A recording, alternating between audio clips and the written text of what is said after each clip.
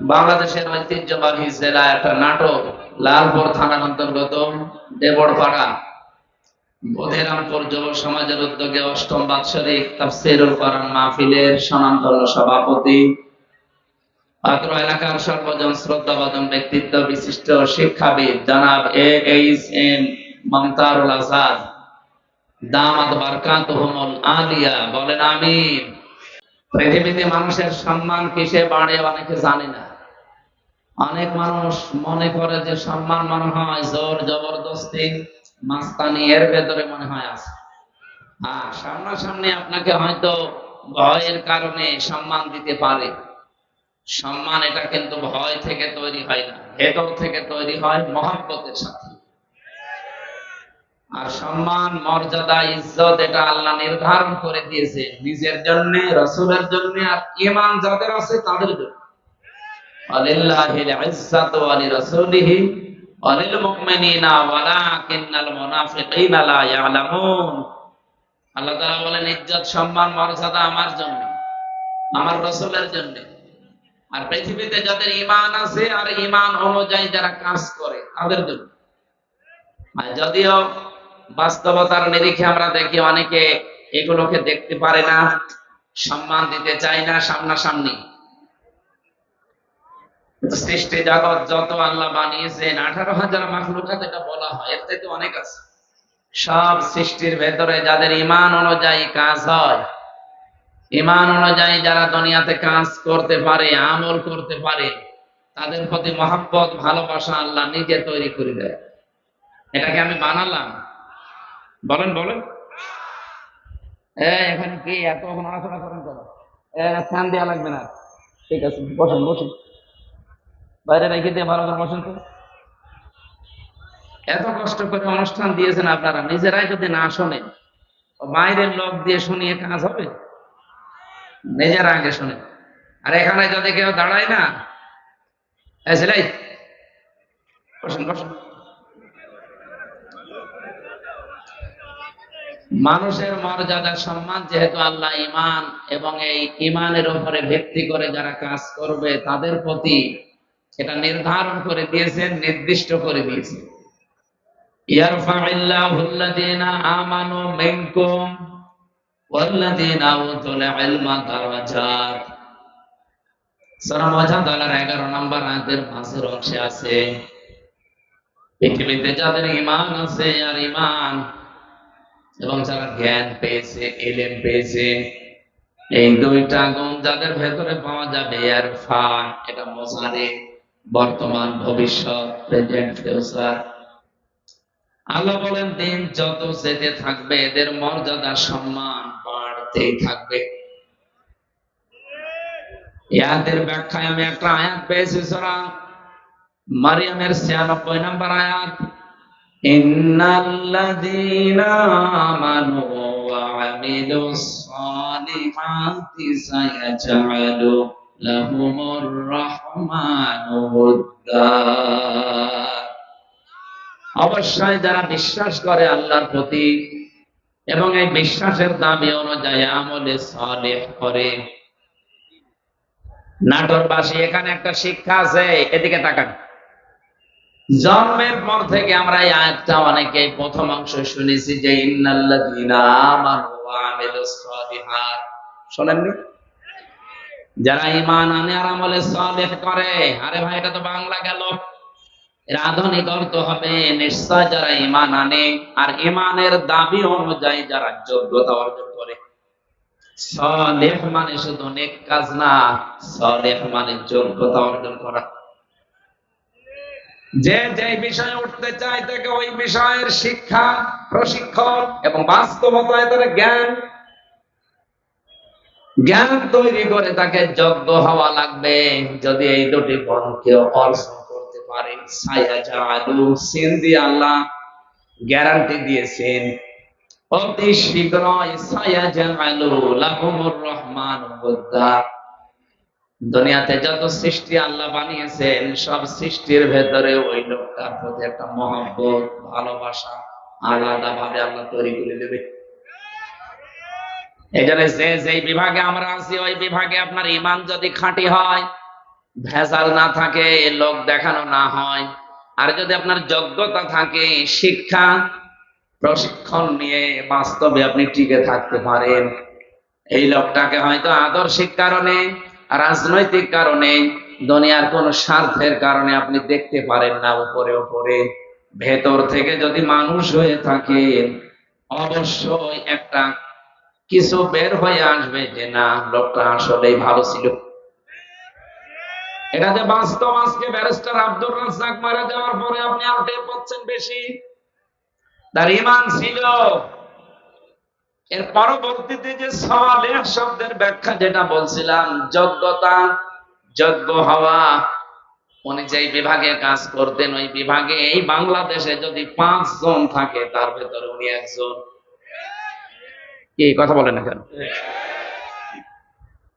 আমার মনে হয় 5 জন বললেও ভুল হবে। যদি একজন থাকে সে একজনই উনি। কারণ 5 জনের ভেতরে আমি বহু মানুষকে চিনি যাদের ব্যক্তিগত জীবন, পারিবারিক জীবন, সামাজিক জীবন, রাজনৈতিক জীবন, অর্থনৈতিক জীবন, আন্তর্জাতিক জীবন গুলো ভালো না, তারা কলুষিত করে ফেলেছে। এই জন্য এই মানুষগুলো মারা গেলে সৃষ্টি জগৎ কেউ কাঁদে না। ফামা বাকাত আলাইহিমুস সামাউ ওয়াল আরদু ওমা কানু মুনযারিন। সূরা দোকানের 29 নম্বর আয়াতে আল্লাহ বলেন, এমন মানুষ দুনিয়া থেকে বিদায় নিয়ে চলে যায়, ওর জন্য আকাশেও কেউ কাঁদে না, জমিনেও কেউ কাঁদে না, ইন্না লিল্লাহ পড়ে না। আপনি মিলাদ তো এই জায়গায় ঈমান আছে, কিন্তু ঈমানের দাবি অনুযায়ী কাজ নেই। এরকম মানুষ যদি আজকে মারা যায়, আমি গ্যারান্টি দিয়ে বলতে পারি ডক্টর কামাল হোসেন মরে যাক আজকে, ওনার ঈমান আছে কিনা আমি ওটা বলবো না, আমি বিশ্বাস করলাম ঈমান আছে, কিন্তু ঈমানের দাবি অনুযায়ী বাস্তব প্র্যাকটিক্যাল লাইফ এটা ঠিক করতে পারে নাই। আমি নিচে নামতে পারলাম না, আমি ইঙ্গিত দিয়েছি, আপনি বোঝেন। শুধুমাত্র ঈমান আনলেই হবে না, ঈমানের দাবি অনুযায়ী আপনাকে কাজ করা লাগবে। আর ব্যারিস্টার আব্দুর রাজ্জাক এটা করেছে। দুইটা লোকে যদি আজকেই মারা যেত, আমার মনে হয় সৃষ্টি জগতের ভেতরে হাহাকার পড়ে যেত ব্যারিস্টার আব্দুর রাজ্জাকের জন্য, আর ডক্টর কামাল হোসেনের জন্য কেউ ইন্না লিল্লাহ পড়তো কিনা আমার বিশ্বাস হয় না। ভাই আমি আমার নিজেরটা বলছি, আমার ভেতর থেকে তো আসতো না, আপনার আসবে কি করে? কারণ এটা তো আর ভেতর থেকে আসার জন্য যেটা তৈরি হবে সেটা তৈরি করে দেবে কে? এই জন্য আল্লাহ আয়াতের মাঝে সিন দিয়েছেন। যারা আরবি গ্রামার বোঝে যে জিজ্ঞাসা করেন, সিন, সাফা, অদ, লাম, এরকম 13টা শব্দ আছে। কোন সেন্টেন্সের আগে যদি আসে, কোন ফেলের আগে যদি এই শব্দটা ব্যবহার হয়, বাংলা অর্থ দাঁড়ায় অতি শীঘ্রই, খুব তাড়াতাড়ি, অবশ্যই, হবেই হবে। এই সিন শব্দের প্রায় 33টা অর্থ পেয়েছি আমি। আল্লাহ গ্যারান্টি দিয়ে জানিয়েছেন অতি শীঘ্রই, অবশ্যই, খুব তাড়াতাড়ি আমার সৃষ্টি জগতের ভেতরে তার প্রতি একটা ভালোবাসা, মহব্বত আমি আল্লাহ নিজে পয়দা করে দেব।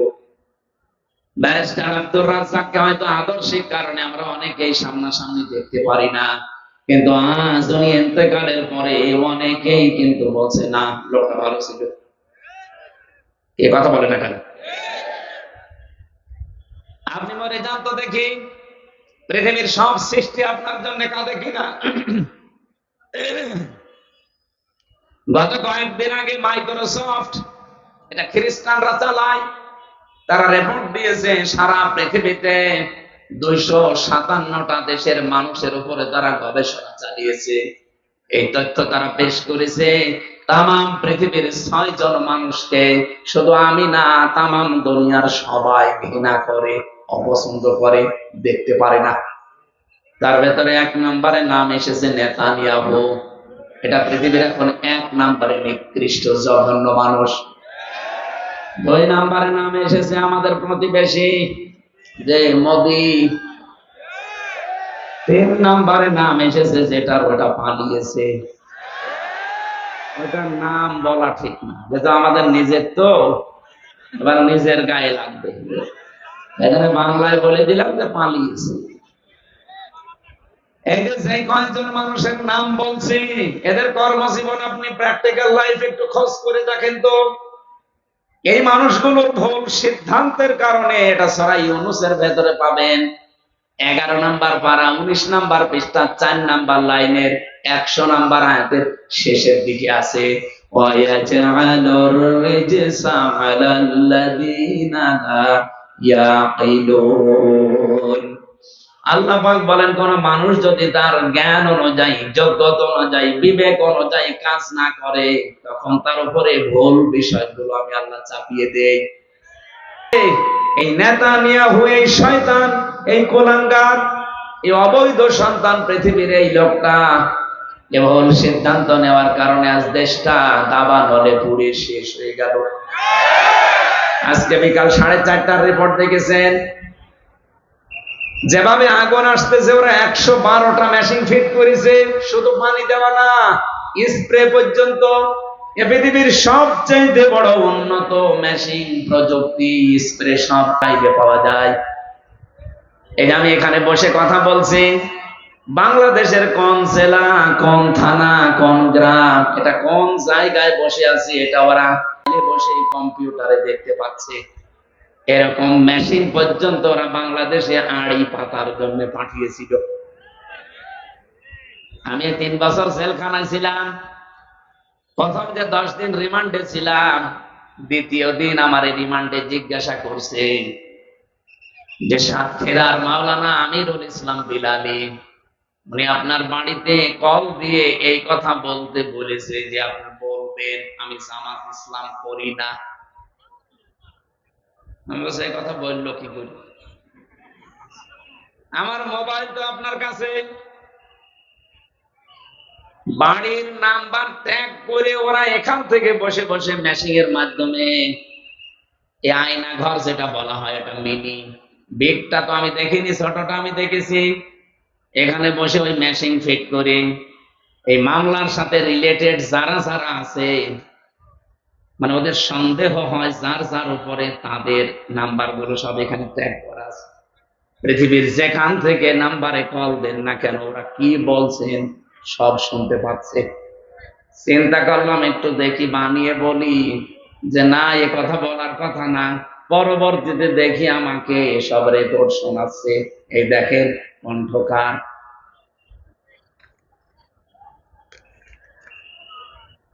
আমার ভাইরা, আমি যে কথা বলতে চাচ্ছি, পৃথিবীর সবচাইতে বড় উন্নত প্রযুক্তি, 112টা মেশিন ফিট করার পর শুধু পানি ছিটাচ্ছে তা না, স্প্রে পর্যন্ত দিচ্ছে উন্নত জাতের। কি হচ্ছে, যত পানি দেওয়া হয়, যত ওষুধ ছিটানো হয়, যত স্প্রে দেওয়া হয়, আগুন আরো তত বাড়ে। এমনকি জাহাজ পর্যন্ত পড়ে গেছে, হেলিকপ্টার এবং প্লেন, উড়োজাহাজ পর্যন্ত পুড়ে ভস্ম হয়ে গেছে। কারণ আগুন তো আর হামজা চালায়নি, আগুন জ্বালিয়েছে কে? আপনার ভুল সিদ্ধান্তের কারণে কিন্তু আপনার এলাকা সব ধ্বংস হয়ে যাবে। এই জন্য এজালুর রিজসা, আজ আমাদের পাশের এই দ্বিতীয় নিকৃষ্ট মানুষ এই মোদি, তার ভুল সিদ্ধান্তের কারণে আগামীর পৃথিবী বসবাসের অযোগ্য হয়ে যাচ্ছে। 3 দিন আগে একজন গোবিন্দ পরমাণিক, বাংলাদেশে হিন্দু মহাজোটের মহাসচিব যিনি গোবিন্দ চন্দ্র পরমাণিক, উনি অলরেডি জানিয়ে দিয়েছে, হে ভারত সহ বিশ্বের হিন্দু ভাইরা, আপনারা এই মাতাল মোদিকে থামান। এ মাতাল যদি না থামে, সামনে পৃথিবী বসবাসের অযোগ্য হয়ে যাবে। কারণ এখন অলরেডি ওরা ডাঙ্গা লাগিয়ে দিয়েছে। কি কথা বলছে? ভারতে অলরেডি দাঙ্গা চলছে। যে কিসের? পাকিস্তানের সাথে। দেখেন, এই বাতাস আসলো বলে। আর যেহেতু ওখানে এতদিন পর্যন্ত আমাদের ওই চিন্তা করা লাগে নাই, কারণ ওদের সাথে আমরা দেখতে পাচ্ছি আশপাশে কোন রাষ্ট্রের মিল নেই। আপনি ভারতের সাথে দেখেন, এই যে আমি কয়েকটা রাষ্ট্র ঘুরে আসলাম, ওদের সাথে আফগানিস্তানের একটা বর্ডার আছে, মিল নেই। পাকিস্তানের সাথে তো দা কুমড়ার সম্পর্ক। ভুটানের সাথে মিল নেই, মালদ্বীপের সাথে মিল নেই, শ্রীলঙ্কার সাথেও মিল নেই, মায়ানমারের সাথে মিল নেই, চীনের সাথেও মিল নেই। আমাদের সাথে মিল ছিল, বুবু নেই, মিল নেই।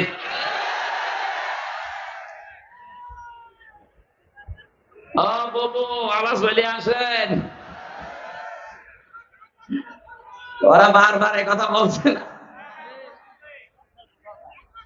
এতদিন শুনতাম যে বলতো আমাদের স্বামী স্ত্রীর সম্পর্ক, যদিও এই কথাটা বলা জায়েজ নেই, কারণ দাদা ফুল হাতা আর আমরা হাফ হাতা। এটা মনে হয় হাফ হাতা না ফুল হাতা? মুসলমান দিয়েছে, দিতে পারে। আর দাদা যদি এই বয়সে এসে মুসলমানি দিয়ে বিয়ে করতে চায় তাহলে বিয়ে পড়ানো যায় আছে। আর যে বয়স, আপনি হাজাম পাবেন কোথায়? এই বয়সে হাজাম পাওয়া যাবে, বুড়ো হাজাম লাগবে না?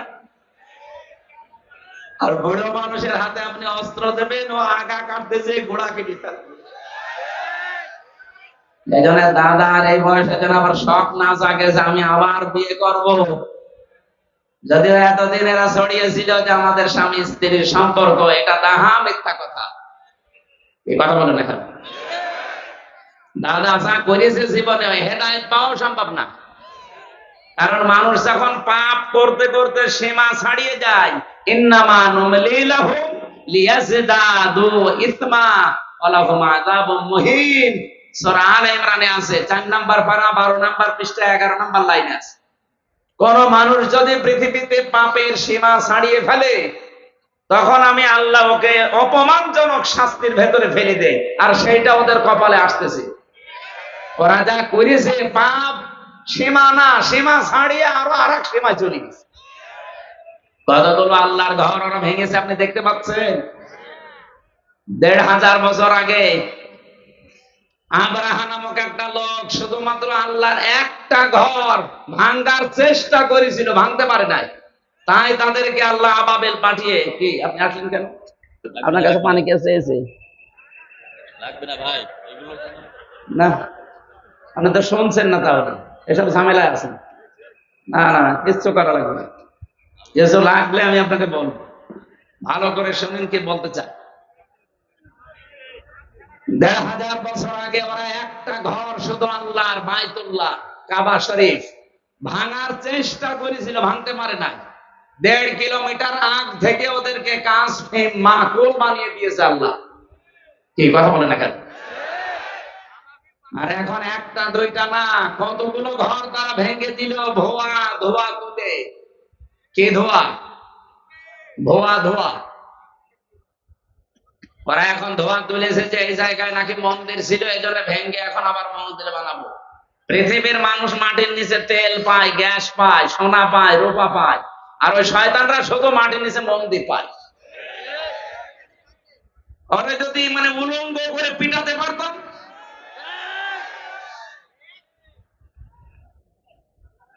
আমার মনে হয় গোপালগঞ্জে কিছুদিন আগে যেভাবে পিটিয়েছিল এই প্রশাসনের লোকজন, ওদেরকে ওইভাবে ওদের হাতে ছেড়ে দেওয়া দরকার। সন্তান ওই সময় গোপালগঞ্জ থেকে কেউ যদি ঢাকায় যায়, বসে গেলে 300 টাকা, দাঁড়িয়ে গেলে 1000 টাকা। দাঁড়িয়ে যাবে কি করি, পেছনে এমন অবস্থা করেছে। এখন আল্লাহর ঘরগুলো যারা এই ধোয়া ধোয়া তুলে ভেঙে দিচ্ছে, আমার মনে হয় তাদেরকে এই প্রশাসনের হাতে ছেড়ে দেওয়া দরকার। নে পেছনে কি অবস্থা হয় দেখ। এখন যদি বাংলাদেশে আওয়াজ তুলি আমরা যে ঢাকার স্বামীবাগে ইসকন মন্দির, 500 বছর আগে এখানে মসজিদ ছিল, ভেঙে আমরা মসজিদ বানাবো, মানবে? আপনি মুসলমান তাই বলছেন না, আর হিন্দুরা মানবে? এই জন্যই গোবিন্দ পরমাণিক জানিয়েছে, পৃথিবীর হিন্দুরা আপনারা একটু সচেতন হন।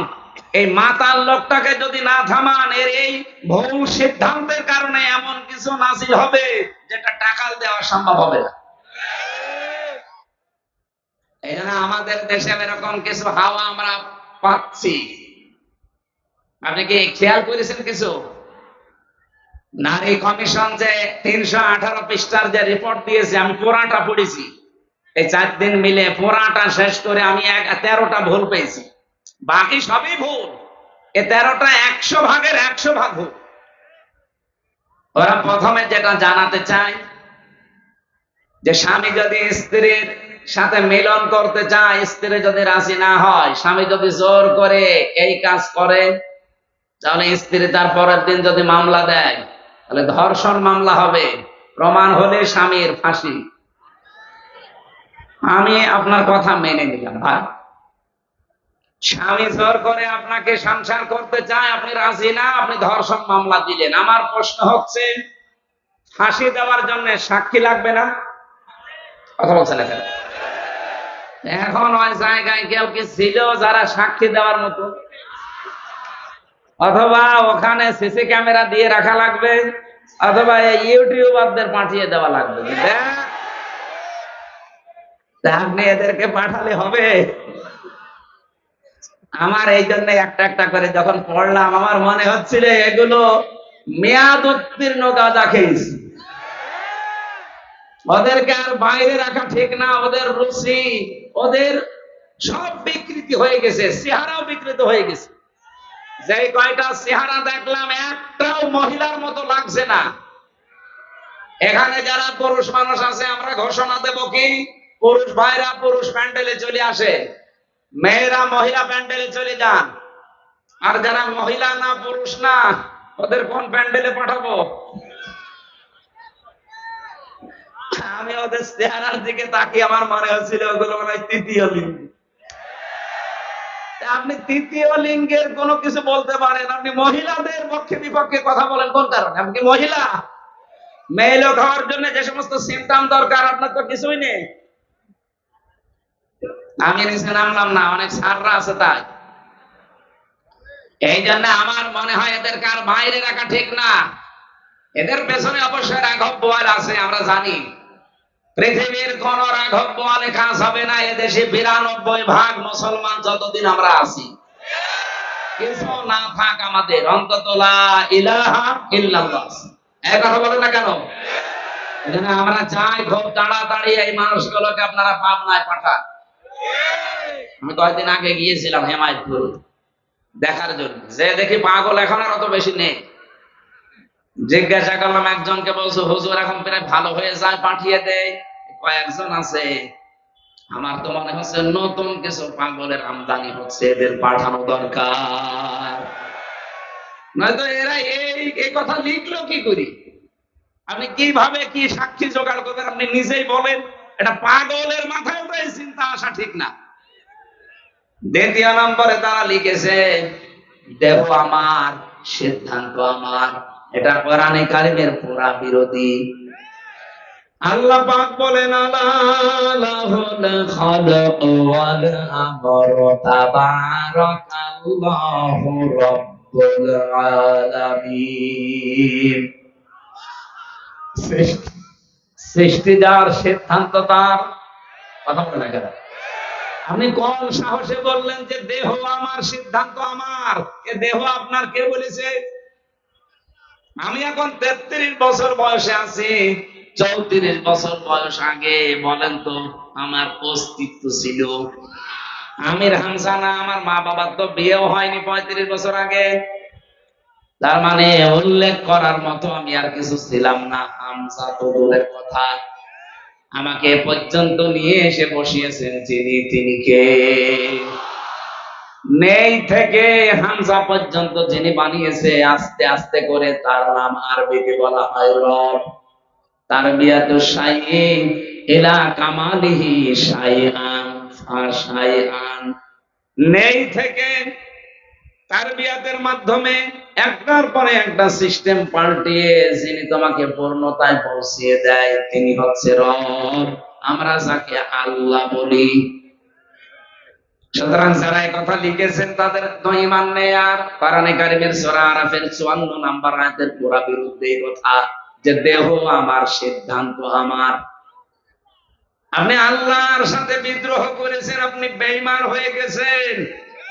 এই নারী কমিশনে যারা আছে, এদেরকে যদি তাওবা করানো না হয়, এই মানুষগুলো যদি নতুন করে মুসলমান না হয়, ঘোষণা দিয়ে গেলাম আজকে রেকর্ড হচ্ছে, এদের একজনও যদি মারা যায় এদের জানাজাও জায়েজ নেই, কবরে দেওয়াও জায়েজ নেই। কারণ জানাজা পড়াবো কি দিয়ে আমি, আর কবরে দেব কি বলে? বিসমিল্লাহি ওয়া আলা মিল্লাতি রাসূলিল্লাহ, এ পুরা কথাটা এখন মিথ্যা হয়ে যাবে যে আল্লাহর নামের উপরে রাসূলের আদর্শের উপরে রেখে গেলাম। কই, আপনি তো আল্লাহর নামেও নেই, রাসূলের আদর্শেও নেই, এই কথা বলছেন না কেন? এই জন্য আপনাকে আমি রাখবো কি করে? আপনার জন্য আমি মিথ্যাবাদী হব? কি কথা বলেন না কেন ভাই? আমি আপনার জন্য মিথ্যাবাদী হব? এই জন্য আপনাকে কবরে দেওয়াও ঠিক হবে না, জানাজাও ঠিক হবে না। আপনারা একটা কাজ করা যায় না, আপনারা হিন্দুদের মতো পুড়িয়ে ফেললেও হবে না, কারণ হিন্দুরা তো মানবে না। আপনারা করবো কি? কুকুর দিয়ে খাওয়ানো লাগবে। ডক্টর আহমদ শরীফ ঢাকা বিশ্ববিদ্যালয়ের এক শিক্ষক, ও বলেছিল আল্লাহ বলতে কেউ নেই। ছাত্ররা জিজ্ঞাসা করছে, স্যার আপনি এই কথা বললেন? যা বলেছি, যা দেখি না তা বিশ্বাস করি না, এই জন্য ইসলাম ধর্ম আমি মানি না। তাহলে হিন্দু ধর্ম মানেন? বলছে না, ও ধর্ম আমি মানি না। তাহলে আপনি যদি মুসলমান দাবি না করেন, হিন্দু দাবি না করেন, আপনাকে তো পোড়ানো যাবে না, কবরে দেওয়াও যাবে না, কি করব? বলছে আমার লাশটা ঢাকার মেডিকেল কলেজে দিয়ে দিও, ছাত্র ছাত্রীরা আমার লাশ কেটে গবেষণা করবে, শিক্ষা পাবে। মারা যাওয়ার পরে অ্যাম্বুলেন্সে করে নিয়ে গেছে ঢাকা ভার্সিটিতে, ঢাকা মেডিকেলে। মেডিকেলের মুসলমান ছাত্র ছাত্রী যারা, তারা মিছিল আরম্ভ করেছে, জানে না এই নাস্তিকের লাশ আমরা এখানে ঢুকতে দেব না, কারণ যে আল্লাহকেই মানে না, ওরে কেটে আমরা কি পাবো? ওর নাপাক শরীর যেন এখানে না ঢোকে। অ্যাম্বুলেন্সের ড্রাইভার চিন্তা করছে, ভার্সিটির ছেলে মেয়েরা ও না জানি খেপে গেলে আমার গাড়িতে যদি আগুন লাগিয়ে দেয়, ও মরা শয়তানের সাথে আমি জীবিত মানুষ করে যাব। দরকার নেই ভিক্ষা, আগে কুকুর সামলা, দে গাড়ি ঘুরিয়ে টান। এখন ঢাকা মেডিকেল নেয়নি, হিন্দুদের মতো পুড়িয়ে ফেলা হয়নি, মুসলমানের কবরে দেওয়া হয়নি। কি হয়েছে? জীবনের শেষ ইতিহাস আমি পড়ে গেছি, হয়তো ওকে ডাস্টবিনে ফেলে দেওয়া হয়েছে, কুকুরে সিগা লিখেছে। আহ্বান জানাচ্ছে, যদি কপালে হেদায়েতের মতো কিছু থাকে আপনি ফিরে আসবেন, আর যদি একেবারে আবু জেহেলের মতো হয়ে যান, এ দোয়ায়ও কাজ হবে না। আমরা বলছিলাম কি, একটা একটা করে আল্লাহর আইনগুলো যারা পাল্টিয়ে আপনাদের নিজেদের জীবনেও ক্ষমতা নেই, আপনার পেছনে কারা রাঘব বোয়াল আছে। ডক্টর মোহাম্মদ ইউনূসকে আহ্বান জানাবো, এগুলো ধরেন, না হলে এই ভুল সিদ্ধান্তের কারণে ইসরায়েলের মতো, আমেরিকার মতো যদি দাবানল একবার চলে ওঠে বাংলাদেশে, শুধুমাত্র বন জঙ্গলের দাবানল না, মুসলমানদের দাবানল সামাল দেওয়া যাবে না।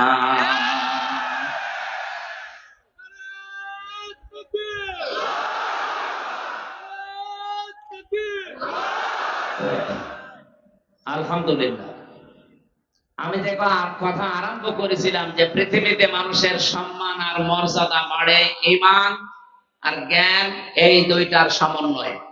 যাদের জন্য এতক্ষণ দোয়া করার জন্য এই কথাগুলো বললাম, এত মানুষের নাম আমি একবারে বলেছি, ওয়ারফা'না লাকা যিকরাক বলেছি। এদের মর্যাদা আমরা শুধু দুনিয়ায় চাই না, আখিরাতেও যেন মর্যাদা টিকে থাকে, ওই কাজগুলো করার তৌফিক আল্লাহ তাদের দান করুন। কি কথা বুঝেছেন? এই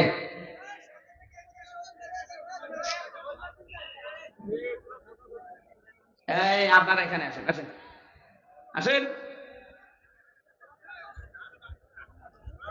দরুদ আর সালাম পাঠ করছে আমাদের নবী, মানবতার মহান শিক্ষক মুহাম্মদুর রাসূলুল্লাহ সাল্লাল্লাহু আলাইহি ওয়াসাল্লামের প্রতি, যার মিশন আর ভিশন ছিল এই পৃথিবীতে তিনটা।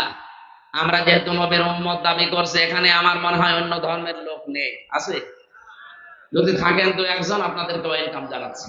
আমরা যেহেতু সবাই এখানে দাবি করছি আমরা নবীর উম্মত, নবীর যা কাজ ছিল, আমাদের মিশন আর ভিশন ওইটা হওয়া দরকার। বিশ্ব নবীর এই পৃথিবীতে প্রথম মিশন ছিল তাওহীদ প্রতিষ্ঠা করা। আমার মনে হয় বাংলাদেশকে আল্লাহ যে জায়গায় এখন এনে দিয়েছে, এই জায়গাতে তাওহীদ প্রতিষ্ঠার একটা সুযোগ আল্লাহ তৈরি অলরেডি করে দিয়েছে। এখন এটা করার জন্য সিস্টেম গুলো কি কি? ১৫০০ বছর আগে আল্লাহ সিস্টেমটা জানিয়েছেন সূরা আলে ইমরান ৩ নাম্বার পারা ১৭ নাম্বার পৃষ্ঠার ২ নাম্বার লাইনের ৬৪ নাম্বার আয়াতে আছে। এটা আমার রেকর্ড হচ্ছে বলে বললাম। সারা পৃথিবীতে এখন বিশেষ করে বাংলাদেশে যারা আমরা আছি, এখানে আল্লাহ ৩টা পদ্ধতি জানিয়েছেন। এই ৩টা পদ্ধতি সামনে আমাদের এখনই অ্যাপ্লাই করা দরকার।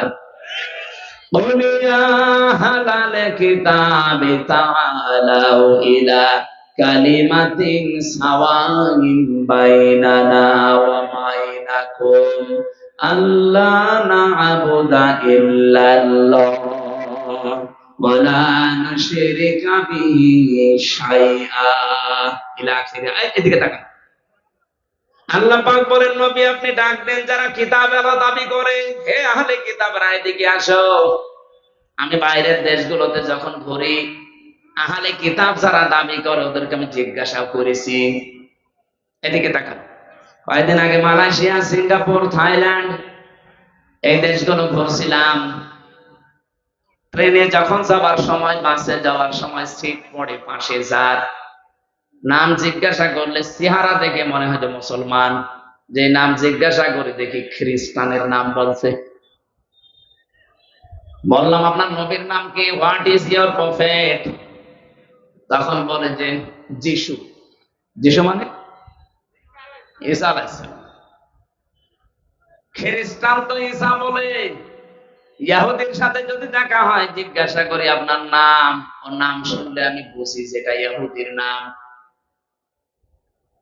আর নবীর নাম কি? বলে জোসেফ। জোসেফ মানে মুসা আলাইহিস সালাম। ওরা ইব্রাহিম নবীকে আব্রাহাম বলে ডাকে, ওরা দাউদ নবীকে ডেভিড বলে ডাকে। ওদের নিজেদের নবীর নামও তারা পাল্টিয়ে ফেলেছে। যেহেতু আহলে কিতাব দাবি করলো, এই পৃথিবীতে এখন কিতাবওয়ালা আহলে কিতাব নেই। ইহুদি আজ যারা দাবি করছে ওরা মুসা নবীর আদর্শের উপরে নেই। আজ খ্রিস্টান ২৫০ কোটি, ওরা দাবি করছে ওদের নবীর নাম যিশু, অথচ হযরত ঈসা নবীর আদর্শের উপরে ওরা নেই। হযরত ঈসার জীবনী পড়ে দেখেন, পুরা জীবনে আমি পড়ে দেখেছি, হযরত ঈসার পৃথিবীতে জাগতিক সম্পদ বলতে কিচ্ছু ছিল না। একটা জিনিস ছিল, শুধু পানি খাওয়ার একটা গ্লাস। মানে নদীর ধার দিয়ে একবার যাচ্ছিলেন, হঠাৎ দেখলেন একটা লোক পানি পান করছে নদী থেকে, এই আজলা দিয়ে দয়া হাতের ভেতরে পানি নিয়ে পানি পান করছে। অনেকক্ষণ দাঁড়িয়ে দাঁড়িয়ে দেখলেন, ডাক দিয়ে বলে, রব্বুল আলামিন, আমি তো মনে করছিলাম যে আমার মতো গরিব মানুষ এ পৃথিবীতে আর নেই। এখন দেখি এই লোকটা আমার চাইতেও গরিব। আমার তো পানি খাওয়ার অন্তত একটা মগ আছে, একটা গ্লাস আছে, জগ আছে, আর ওর তো কিছু নেই।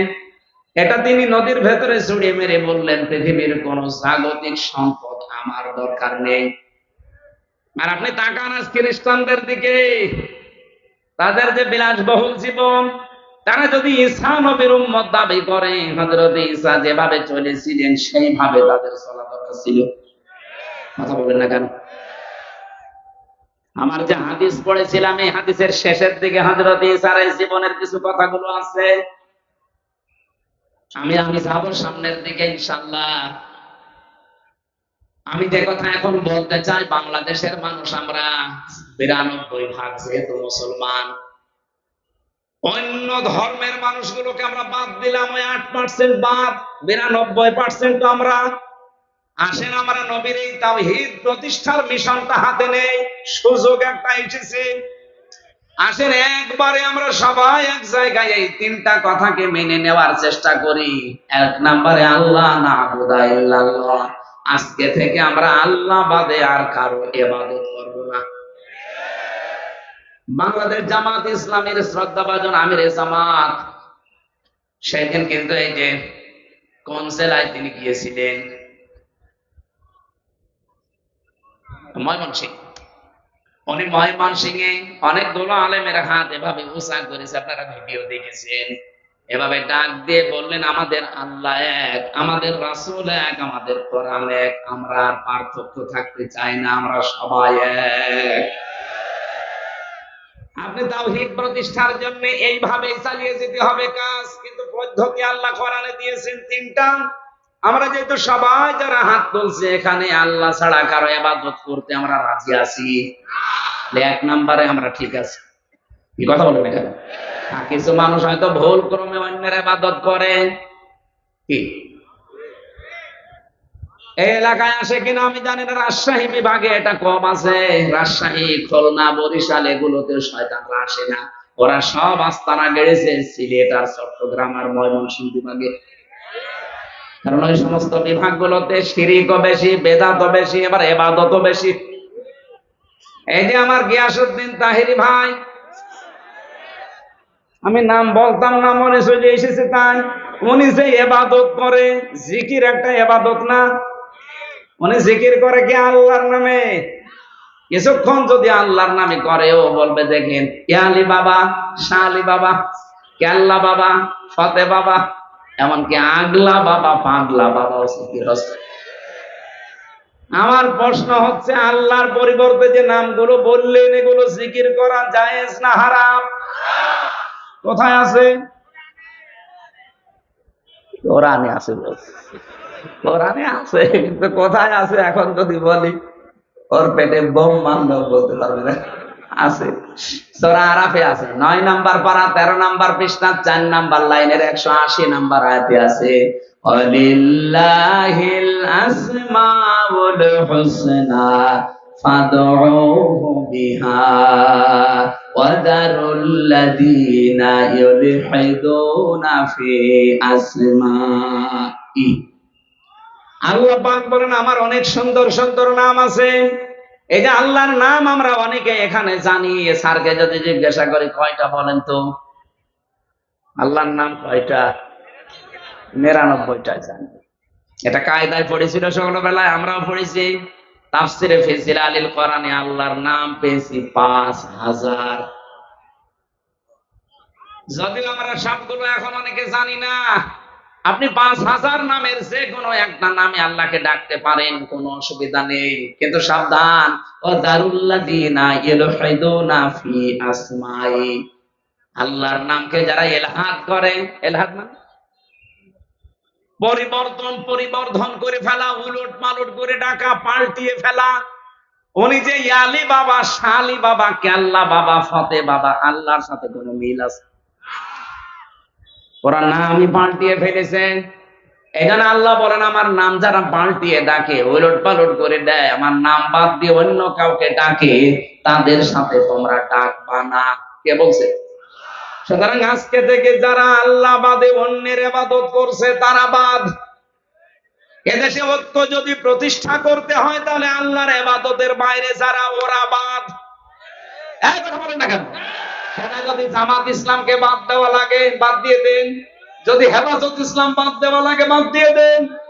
আপনি একা হন তা অসুবিধা নেই, কিন্তু আমরা আল্লাহর ইবাদত করতে চাই নির্ভেজাল ভাবে।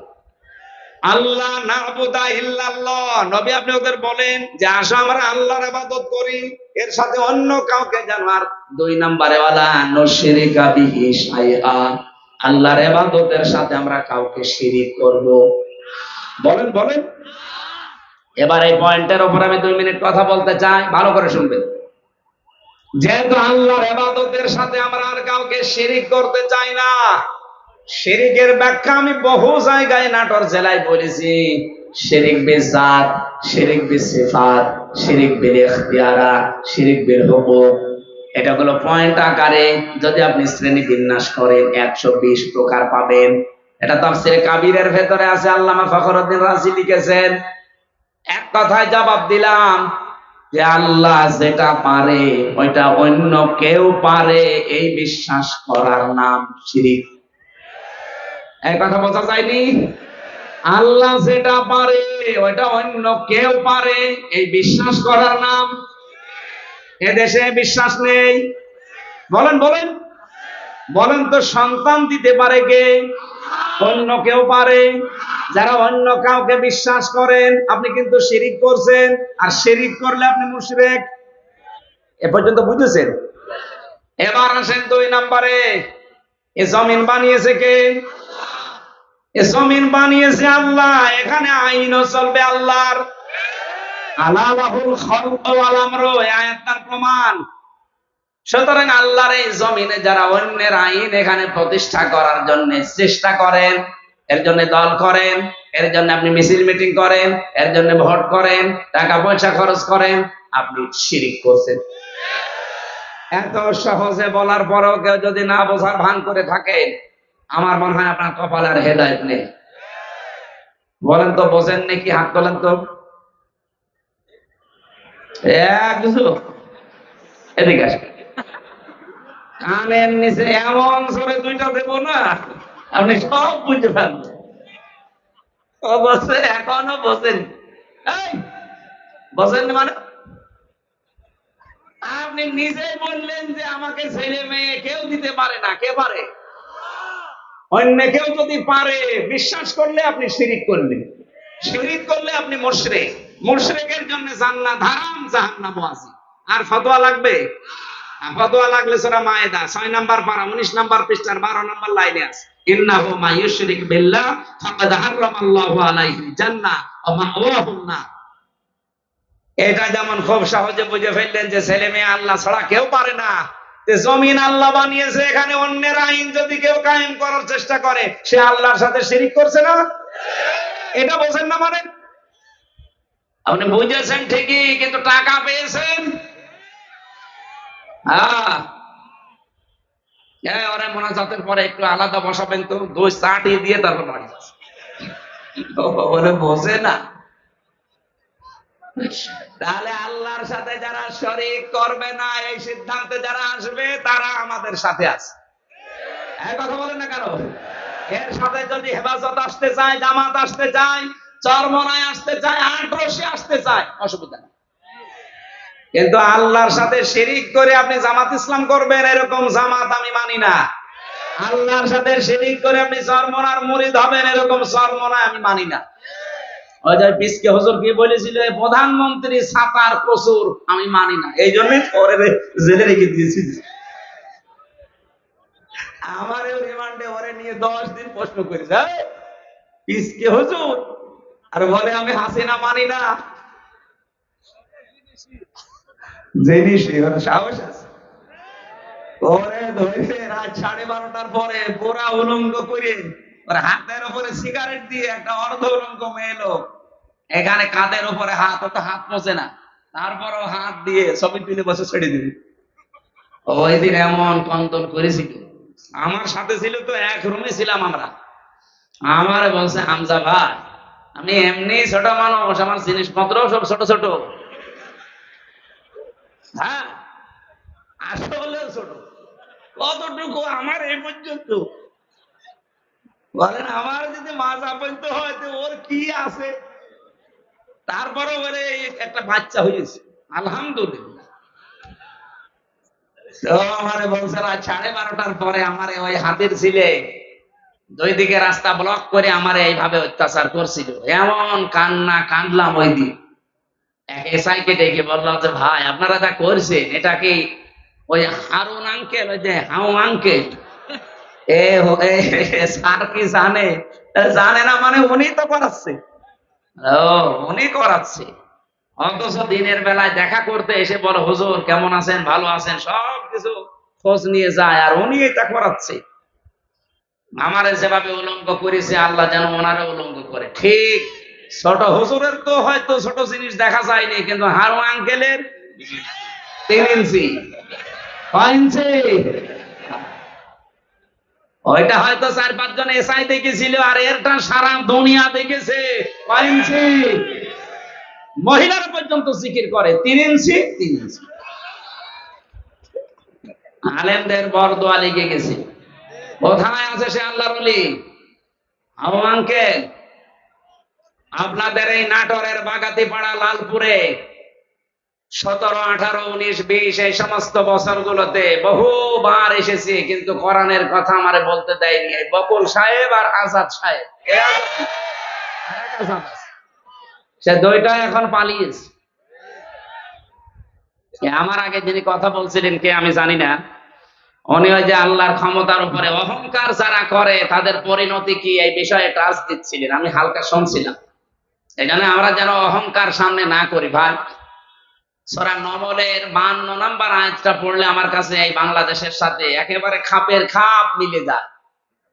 আল্লাহ পাক বলেন ফাতিলকা বুয়ুতুহুম খাওবিয়াতাম বিমা যালামু, এই সেই ঘরগুলো, আল্লাহ যেন এভাবে আঙ্গুল দিয়ে দেখাচ্ছে, এই সেই আজাদের ঘর, এই সেই বকুলের ঘর, এই সেই হানিফের ঘর, এই সেই ডিলুর ঘর। এখন যদি বলেন হানিফ, ডিলু, আজাদ, বকুলের নাম কোথায় আছে, এদিকে আসেন আপনাকে দেখাচ্ছি। আমি দেখাতে পারবো, দরকার আমি তাফসীর দেখবো আপনার, কারণ এখানে বাইতুন নেই, বুয়ুত বহু বচন। আল্লাহ বুয়ুত বহু বচন দিয়ে জানিয়েছে যে এরকম মানুষ আজকে না, যদি এটা লূত নবীর জামানায় নাজিল হওয়া, এটা কিয়ামত পর্যন্ত এই চরিত্রের মানুষ থাকবে। আল্লাহ এ পর্যন্ত বলেননি, কিন্তু এর পরে আরো শব্দ আছে। আল্লাহ পাক বলেন খাওবিয়াতাম বিমা যালামু, এগুলো আজ জনশূন্য হয়ে পড়ে আছে, এগুলো উজাড় গৃহ হয়ে গেছে, এগুলো মানব শূন্য হয়ে গেছে, পরিত্যক্ত হয়ে পড়ে আছে, কেউ এখানে আর যেতে চায় না। যেতে যদি চায়ও ঘৃণার সাথে যায়। আপনি কুষ্টিয়ার হানিফ সাহেবের বাড়ি যান, আপনি যে দেখেন বাড়ি আর বাড়ি নেই, পায়খানার প্যান পর্যন্ত মানুষ খুলে দিয়ে চলে গেছে। যদিও হালকা পাতলা দু একটা ইট ছিল, এই ফেব্রুয়ারির 5 তারিখে আযাবুল বুলডোজার নাজিল হয়ে ছাতা সব শেষ। সারা দেশে আযাবুল বুলডোজার নাজিল হয়েছিল না? আল্লাহ বলেন এই জালেমদের বাড়ি ঘরগুলো একটু দেখেন না কেন, এই সেই ঘরগুলো খাওবিয়াতান, আজ উজাড় গৃহ হয়ে গেছে, পরিত্যক্ত করে দিয়েছি আমি, বিমা যালামু, এদের জুলুমের কারণে। আল্লাহ এ পর্যন্ত কিন্তু শেষ করে দিতে পারতেন, কিন্তু এর পরের শব্দটা আমাদের জন্য। আল্লাহ পাক বলেন ইন্না ফি যালিকা লাআয়াতাল লিকাউমিন ইয়ালামুন। এখানে প্রথমে ইন্না আছে আর মাঝে আছে লামে তাকিদ। আল্লাহ দুইবার গ্যারান্টি দিয়ে জানিয়েছেন অবশ্যই অবশ্যই এর ভেতরে জ্ঞানী যারা তাদের জন্য শিক্ষা আছে। কি শিক্ষা? ফাকুতিআ দাবিরুল কওমিল্লাযিনা যালামু, সূরা আনআম 7 নম্বর পারা 12 নম্বর পৃষ্ঠার 4 নম্বর লাইনের 45 নম্বর আয়াতের প্রথম অংশে আছে। এটা তাফসীরে ফি জিলালিল কোরআনে সাজ্জাদ কুতুব এভাবে লিখেছেন। আল্লাহ পাক বলেন জালেমদের শিকড় কাটা হয়ে গেছে। কেটেছে কে? এই, আল্লাহ মানে ওই যে আলেমকে জিজ্ঞাসা করে তো, কুতিয়া, এটা মজহুলের ফাইল জানা নেই, এর কর্তাকে কেউ জানে না। আপনি যদি এখন বলেন যে বকুলের বাড়ি ভাঙলো কে, কেউ জানে না। হ্যাঁ, আপনি হানিফের বাড়ি ভাঙলো কে, কেউ জানে না। এনোর বাড়ি ভেঙেছে কে, কেউ জানে না। আসলে তো কেউ জানে না। সাপতিয়া, এজন্য আল্লাহ কুতিয়া দিয়েছেন যে জালেমদের শিকড় কাটা হয়ে গেছে। এখনো যারা জালেমদের পক্ষে সাফাই গান, অনেকে আশায় বুক বেঁধে আছেন যে ববু শর্ট করে আসবে, তাহলে আল্লাহর কোরআনের আয়াত মিথ্যা হয়ে যাবে। কারণ এর আগের ইতিহাসের দিকে তাকান, লক্ষণ সেন 510 বছর হয়ে গেল, আজও আসেনি। এই কথা বলছে না কেন?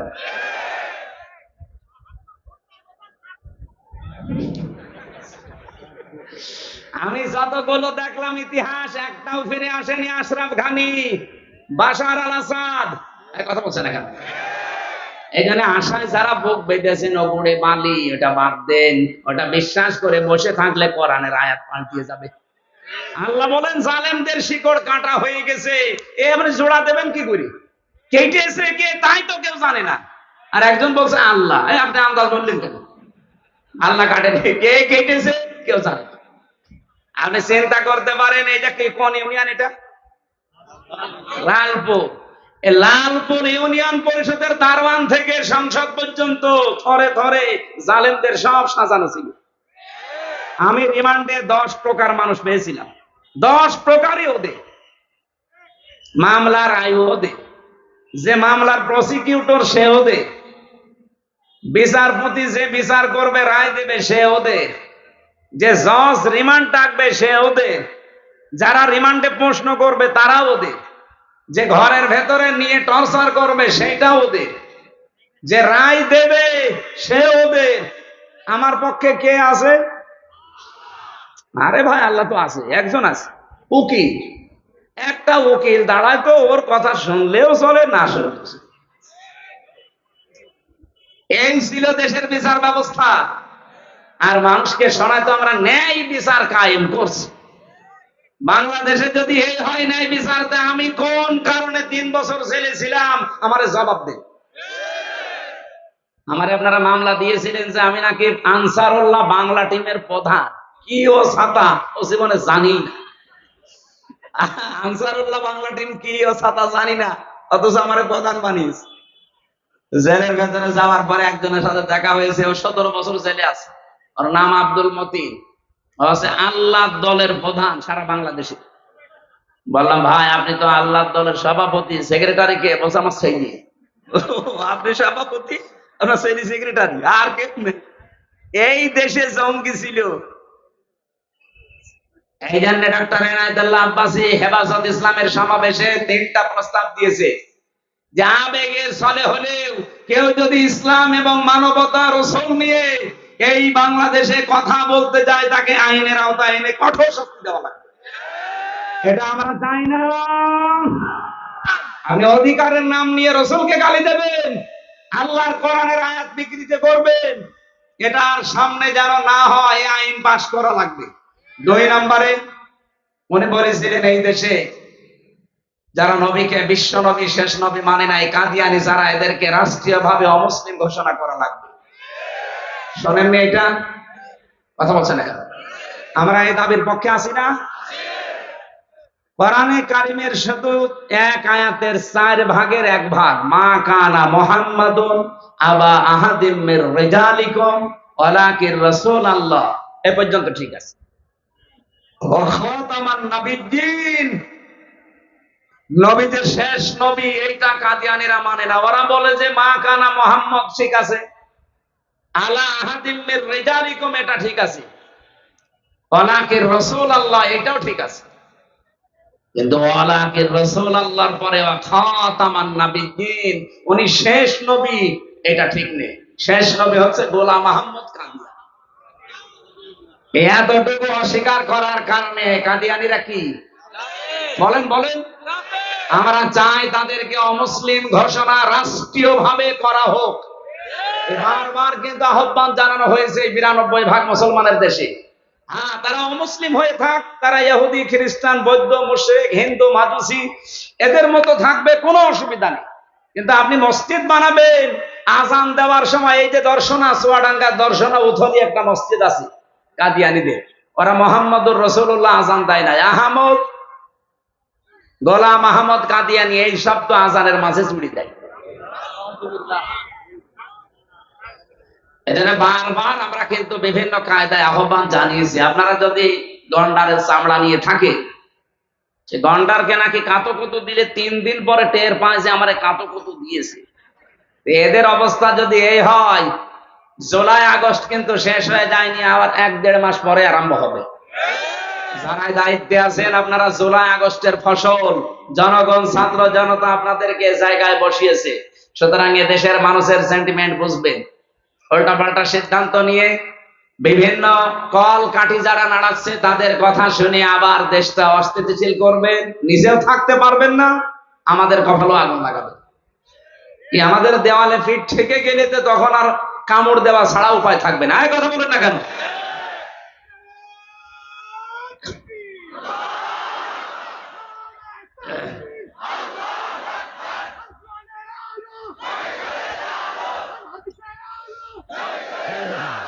ঠিক আছে ভাই, আমার ভাইরা, আমরা শিরকের যে বিষয় নিয়ে পর্যন্ত এসেছিলাম, একটু তাকান। আজ বাংলাদেশে ঐক্যের বারবার ডাক দেওয়া হচ্ছে, সবাই আসেন, কিন্তু শিরিক যারা করেন তারা আসলে ওই ঐক্য থাকবে না।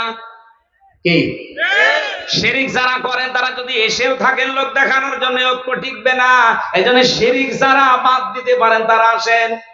3 নম্বরে ওয়ালা ইয়াত্তাখিদা বা'দুনা বা'দান আরবাবাম মিন দুনিল্লাহ, আল্লাহ বাদে আমরা কাউকে অভিভাবক হিসাবে আর গ্রহণ করব না। আমাদের অভিভাবক ইন্ডিয়া না, আমাদের অভিভাবক হয় আমেরিকা না, চীন না, রাশিয়া না, আমাদের অভিভাবক কে? এই বিশ্বাসে যারা বিশ্বাসী তাদেরকে এক জায়গায় নেন। 92% মুসলমানের ভেতর থেকে যদি সব বের হয়েও চলে যায়, যদি 51% টিকে থাকে, এই দেশে আগামীতে কোরআন কায়েমে বাধা কেউ দিতে পারবে না। আল্লাহ এরপরে দিয়েছেন ফাইন তাওয়াল্লাউ, এরপরেও যদি কেউ মুখ ফিরিয়ে যায়, যাক ফাকুলু শাহাদু, আপনি একটু ঘোষণা দিয়ে দেন, ফাকুলু শাহাদু বিআন্না মুসলিমুন, আমরা কারো মুখাপেক্ষী না, আমরা মুসলমান। নবীর প্রথম মিশন ছিল, ভিশন ছিল তাওহীদ প্রতিষ্ঠা। এটার জন্য যে পদ্ধতিগুলো বললাম, এই 3টার কাছে আসা লাগবে।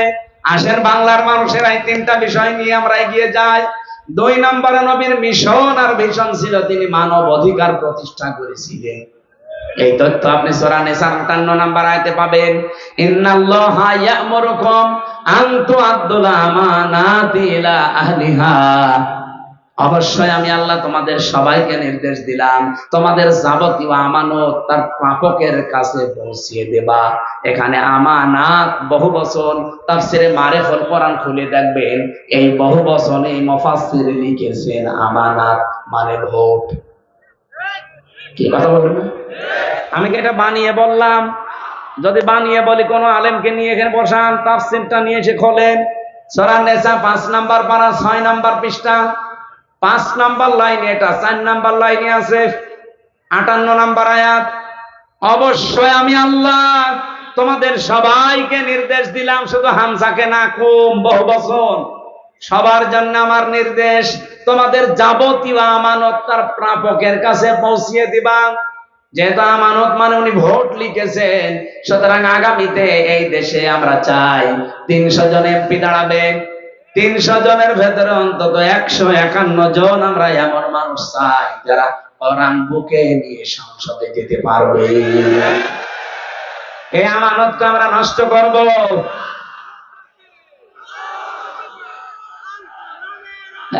আমার কথা বলতে হবে ভাই।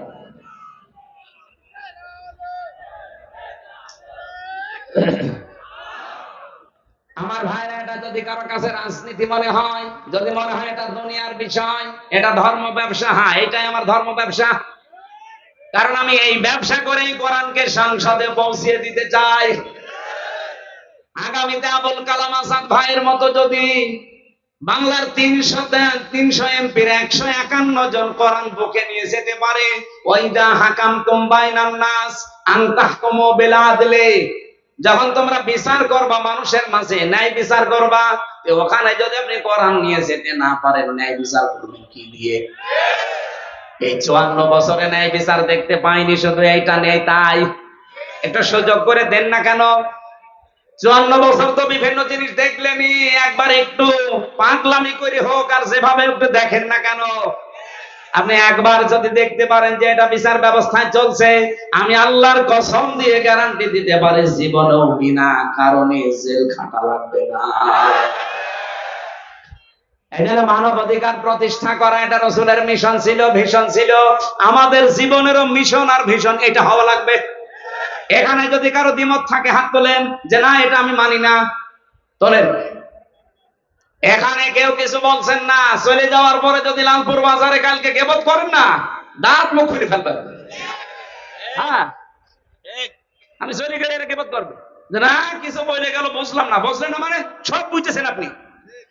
নবীজির জীবনের মিশন ছিল উনি মানব অধিকার প্রতিষ্ঠা করেছিলেন, আর মানব অধিকার প্রতিষ্ঠা করার জন্য ক্ষমতা লাগে, আইন লাগে, সেটা হাতে আছে আমাদের? নেই। ফাইদা সারা রিশওয়াতান ফিদ্দিন ওয়ালাস্তুম বিতারিকিহি ইয়ামনাকুমুল ফাকরা ওয়াল হাজা, আলা ইন্না রিহাল ইসলামি দাইরাতুন ফাদুরু মাআল কিতাবি হাইসু দার আলা ইন্নাল কিতাবা ওয়াস সুলতান লা ইফতারিকান ফালা তুফারিকুল কিতাব। এদিকে তাকান।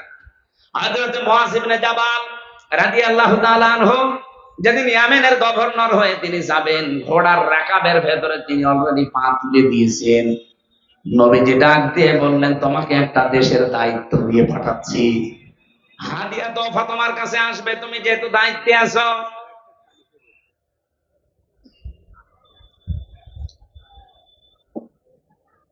আমার আলোচনায় কোনো প্রশ্ন থাকলে বলেন তো আগে বলেন।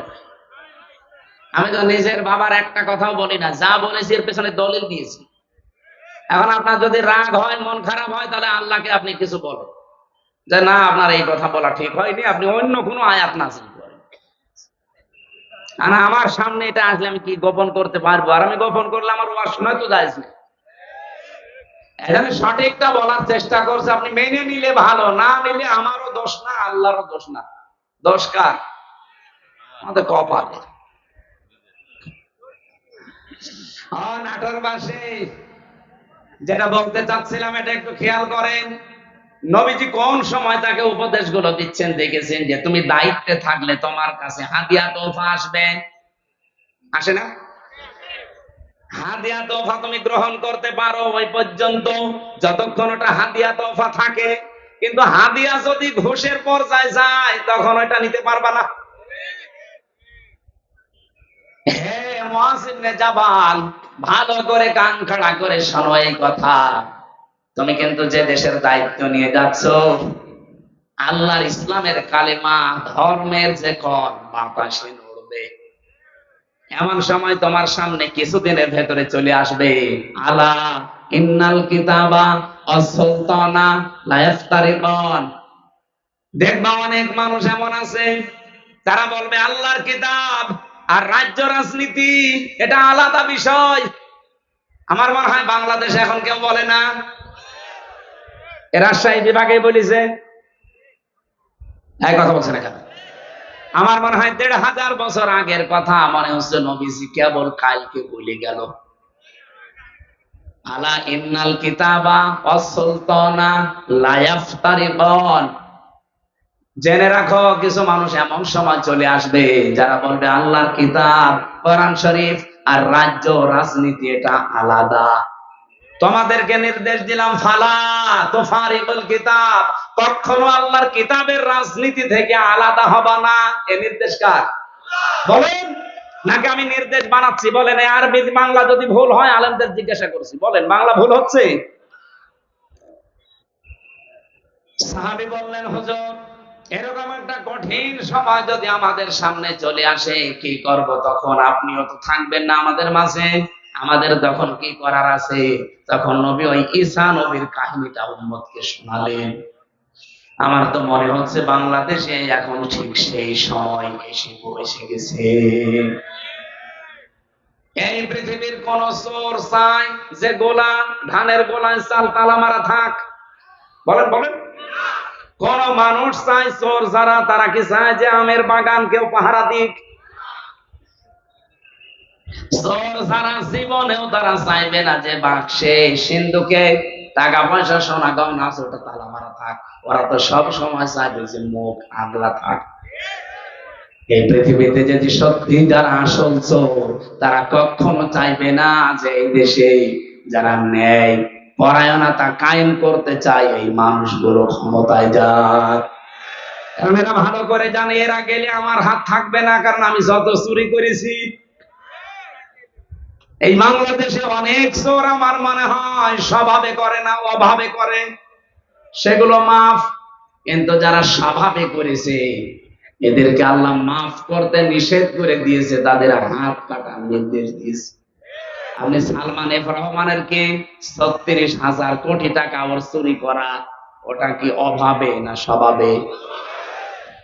কয়েকদিন আগে মালয়েশিয়া এক লোককে দেখি নিচে বসে বসে চা খাচ্ছে, এসে বললাম কি এখানে বছর বছর আমরা আগে পালিয়েছি, আপনি পালালেন কেন? আপনার না ৬২০টা বাড়ি, ওই যে চট্টগ্রামের ওইটা ৬২০টা বাড়ি বানিয়েছেন আপনি, এই মালয়েশিয়ায় আপনার সাহেব পাড়া আছে আপনার নামে, আপনি সাহেব পাড়ার মালিক, বেগম পাড়ার মালিক, আপনি সেকেন্ড হোম হিসাবে এখানে বানালেন। এই সিঙ্গাপুরে বাড়ি আছে, থাইল্যান্ডে বাড়ি আছে, মালয়েশিয়া বাড়ি আছে, কত দেশে আপনার বাড়ি, কিন্তু আজ আপনি থাকতে পারেন না বাড়িতে। ওগুলো সব তালা লাগিয়ে থাকেন আপনি এখন এই হোটেলে। ধরে রাখবো কি করে? আমি বললাম আপনি সাহেব পাড়ায় যেতে পারেন না, বলছে ওখানে যাবো। বাংলাদেশের 20 লাখ মানুষ এই মালয়েশিয়া আছে, আমারে যদি দেখে যে ভক্ত বানিয়ে ফেলবে। এখানে চুরি চুরি করে আসি, মাঝে মাঝে নামি আবার উঠে পড়ি। কি জীবন, জেলখানার মতো হয়ে গেছে। কয়দিন থাকবে ভাবেন? একদিন না একদিন তো আপনি কারো সামনে পড়বেন। আমার সামনে যেমন পড়েছিলেন, বলছে দোয়া করি, কিসের দোয়া? হ্যাঁ, আপনার জন্য দোয়া আসবে? 620টা বাড়ি বানিয়েছেন আপনি, তা বাবার টাকা দিয়ে যদি বানাতেন, সব তো জনগণের টাকা। এগুলো কিন্তু চুরি করেছে অভাবে না, কিসে? মানবাধিকার প্রতিষ্ঠার জন্য আল্লাহ এই জন্য আমানত শব্দের পরে দিয়েছেন ওয়াইদা হাকামতুম বাইনান নাস, যখন মানুষের ভেতরে বিচার করবা, আনতাহকুমু বিল আদলি, তখন ন্যায় বিচার করবা। ও বাংলার মানুষেরা, বারবার এটা আমরা ক্লিয়ার করার চেষ্টা করছি। এই দেশে যতদিন আল্লাহর বিধান আমরা মানুষের ভেতরে কায়েম করতে না পারবো, ন্যায় বিচার শুধু ওয়াজের দ্বারা সম্ভব না। এটা আপনার বুঝতে যত দেরি করবেন, তত ন্যায় বিচার পেতে দেরি হয়ে যাবে। নবীদের মিশন এইটাই ছিল। 3 নাম্বার নবীর মিশন ছিল দিন যেন জমিনে কায়েম হয়। এজন্য আমার খুতবার ভেতরে এই কথাটা ছিল, অনাশাহাদু আন্না মুহাম্মাদান আবদুহু ওয়া রাসূলুহু আল মাবউসু ফিনা বিল হুদা ওয়া দীনিল হক লিইয়ুযহিরাহু আলাল আদিয়ান। আল্লাহ পাক বলেন, এমন নবীর সাক্ষী তোমরা দিলে যিনি আমার বান্দা এবং আমার রাসূল, যাকে আমি দ্বীনে হক দিয়ে, সত্যের বিধান দিয়ে তোমাদের ভেতরে পাঠিয়েছি। কেন? লিইয়ুযহিরাহু, এজাহার মানে, এখানে বহু আলেম আমার মনে হয় জিজ্ঞাসা করলে এজহার মানে বলবে স্পষ্ট করা, না। এখানে আবিদা আধুনিক অর্থে এজহার মানে বিজয় করা। এজহার মানে আল্লাহ বলেন লিইয়ুযহিরাহু আলাল আদিয়ান, যত দিন আছে দুনিয়ায়, যত ধর্ম আছে, এখন ধর্ম দুনিয়ায় কত? 4,500। 4,500 ধর্মের ভেতরে ইসলামকে দাঁড় করানো লাগবে বিজয়ী রূপে। এ ঘোষণা কার? বলেন বলেন।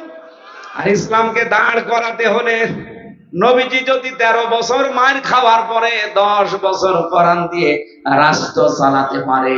কিছু মানুষ বলে হুজুর 13 বছরের কথা বলেন, ওই 10 বছরের কথা বলার দরকার নেই।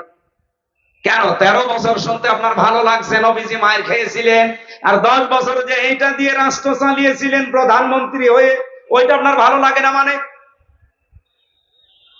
সিরাত ইবনে হিশামে দেখবেন নবীর জীবনীকে 4 ভাগে ভাগ করা হয়েছিল। মক্কার জীবনটা প্রথমে 3 বছর, এরপরে 5 বছর, এরপরে 2 বছর, এরপরে 5 বছর, না এরপরে 3 বছর, সব মিলে কত? 13 বছর। প্রথমে 3, এরপরে 5, এরপরে 2, এরপরে 3, এই 4টা ভাগে নবীর পড়া মক্কার জীবনকে ভাগ করা আছে। আমি বাংলাদেশের সাথে অলরেডি এটা মিলিয়ে দেখেছি, আমরা এখন এই 4 নাম্বারটায় আছি। এই কথা বলেন না? নবীজি 3 বছর জেলে ছিলেন, তার অনেক আত্মীয় স্বজন সাহাবায়ে কেরাম হারিয়েছিলেন। আমরা এই 15 বছরে বহু কিছু হারিয়েছি। 3 বছর না, 13 বছর আল্লামা সাঈদীর জেল খাটা হয়ে গেছে। সুতরাং 13 বছর পরে নবীকে যদি আল্লাহ 10 বছরের বিশাল একটা সাম্রাজ্য দিতে পারে, আমাদের সামনেও 15 বছর যেহেতু পার করে ফেলেছি, সামনের 10 বছর আসবে কোরআনের হাতে ইনশাআল্লাহ।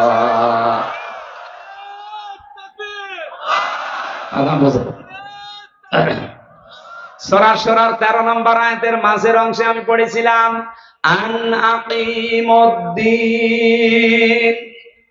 অথচ আয়াতটা নাযিল হয় মক্কায়, এমন কঠিন পরিস্থিতি যেখানে পা রাখা পর্যন্ত সম্ভব না, সেখানে আল্লাহ বলছেন আমার দ্বীন কায়েম করো।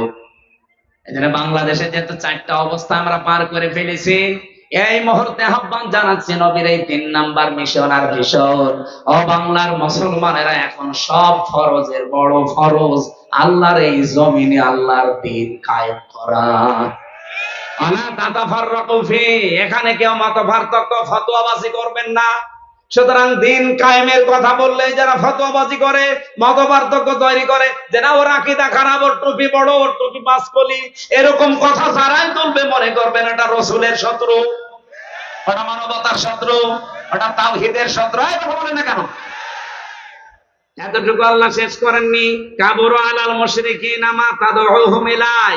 হে নবী, আপনি যদি দিন কায়েমের জন্য মানুষকে ডাকেন, সবচাইতে বেশি খারাপ লাগবে, অপছন্দ করবে কথাটা মুশরিকরা। আমি তো দিন কায়েমের জন্য আহ্বান জানাই, আপনার খারাপ লাগে কেন? আপনার মন খারাপ হয় কেন? আপনার কাছে রাজনীতি মনে হয় কেন? আপনি কি মুশরিক? বলেন। হ্যাঁ, জানি আপনাকে আল্লাহ পছন্দ করেনি।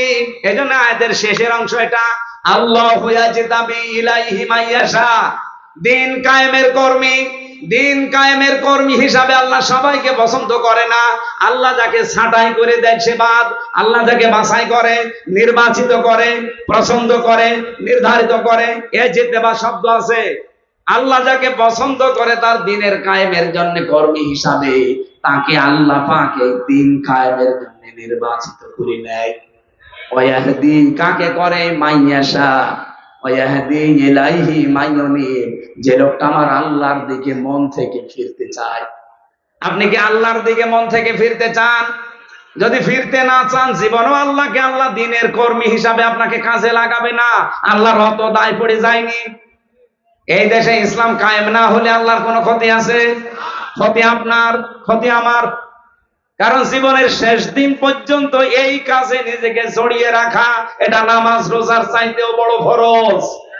দলিল সূরা হিজর 14 নম্বর পারা 6 নম্বর পৃষ্ঠা, এটা মানে 6 নম্বর লাইনের শেষ নাম্বার আয়াত, সূরা হিজরের 99 নম্বর আয়াতে আছে, ওয়া'বুদ রাব্বাকা হাত্তা ইয়াতিয়াকাল ইয়াকিন। ওই দিন পর্যন্ত ইবাদত করো যতদিন তোমার কাছে ইয়াকিন না আসে, মরণ না আসে। এজন্য সব ফরজের বড় ফরজ নবীজির জীবনের শেষ মিশন আর ভীষণ দিন কায়েম। সবাইকে আল্লাহ দিয়ে করাবে না, যাকে আল্লাহ নির্বাচিত করে, ছাঁটাই না করে বাছাই করে রাখে, তাকে আল্লাহ কাজে লাগাবে। আল্লাহ আমাদেরকেও যেন ছাঁটাইয়ের ভেতরে না ফেলে বাছাইয়ের ভেতরে আল্লাহ ফেলে দেন, বলেন আমিন। এবার আমি মেয়েদের কয়েকটা কথা বলতে চাচ্ছি। এখানে আছেন আপনারা?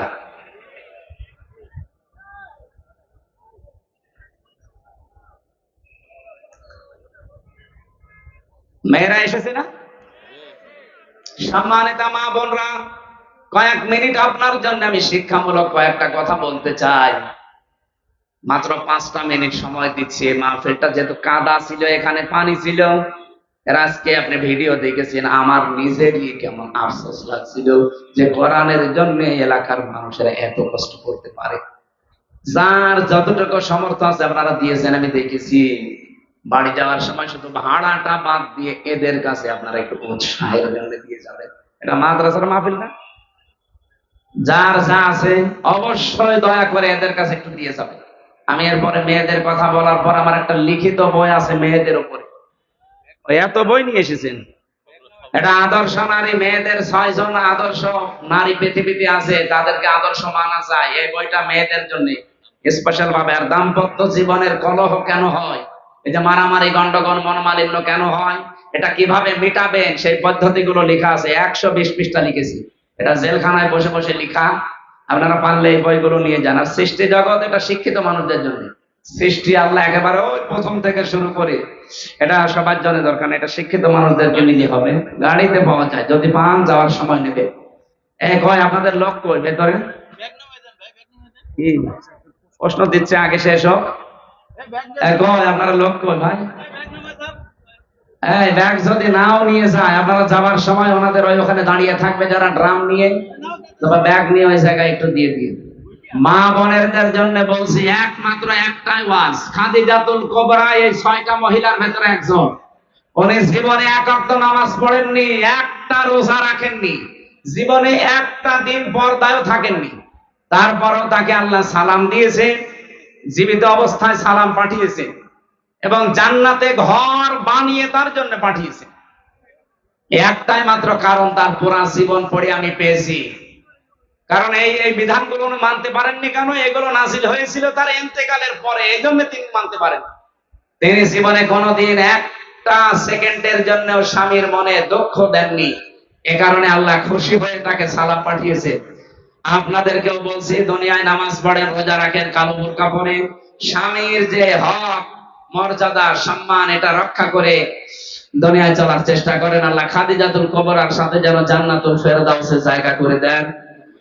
আপনারা কয়েকটা প্রশ্ন দিয়েছেন, আমরা প্রশ্নের কয়েকটা, ইমাম যদি জর্দা, বিড়ি, তামাক খায়, তার পেছনে নামাজ পড়লে নামাজ হবে কি? নামাজ হওয়ার জন্য যে 13টা শর্ত আছে, নামাজ ভাঙার কারণ আছে 19টা, নামাজের ফরজ 13টা, 14টাও আছে।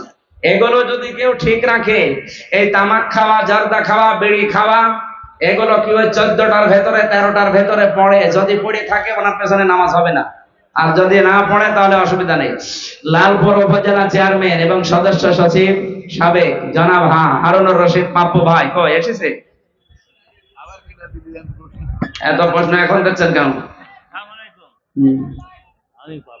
পাপ্পু সাহেব বসেন। তারা তোমরা ঈমান আনো, তাতে যা নাযিল করেছি, আর যার সামর্থ্য আছে তোমরা তা স্বীকার করো। কি সূরা বাকারার 41 নম্বর আয়াত, এর ব্যাখ্যা করবো এখন সময় নেই। কালকে মাহফিল আছে লালপুরে, বাগাতিপাড়া, জয়ন্তীপুর, বাগাতিপাড়া জয়ন্তীপুর। কালকে রাত 9টায় তোলার কথা দিয়েছে। আপনারা ওখানে যদি পরিবেশ ভালো থাকে, যে সন্দেহ এই বিষয়ের উপরে কালকে কথা বলবো। সূরা হুজুরাতের 15 নম্বর আয়াতের ব্যাখ্যা ওই জায়গায় করবো কালকে, সন্দেহের উপরে। এই যে জয়ন্তীপুর দাখিল মাদ্রাসা বাগাতিপাড়া, নাটোরের উদ্যোগে কালকে রাত 9টায় প্রধান বক্তা রাত 9টায় লিখে দিয়েছি। অবশ্যই এখানে আপনারা যে বেশি হলো 9:15-20 দিকে উঠবেন সব।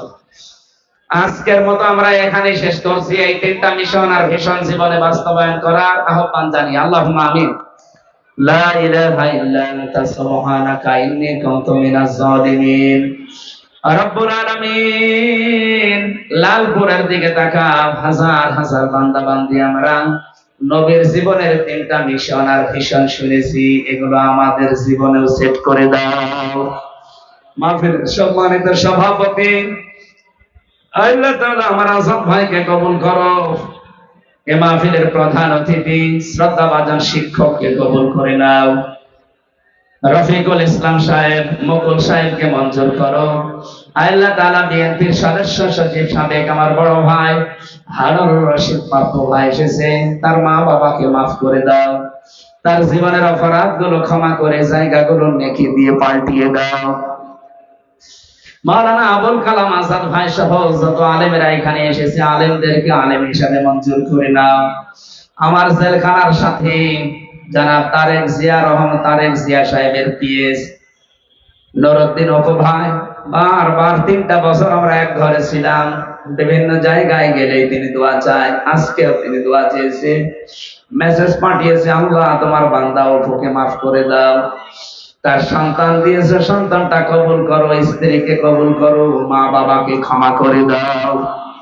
ম্যাডাম খালেদা জিয়ার জন্য দোয়া করছি, আল্লাহ তুমি তাকে সহি সালামতে সুস্থ রাখো।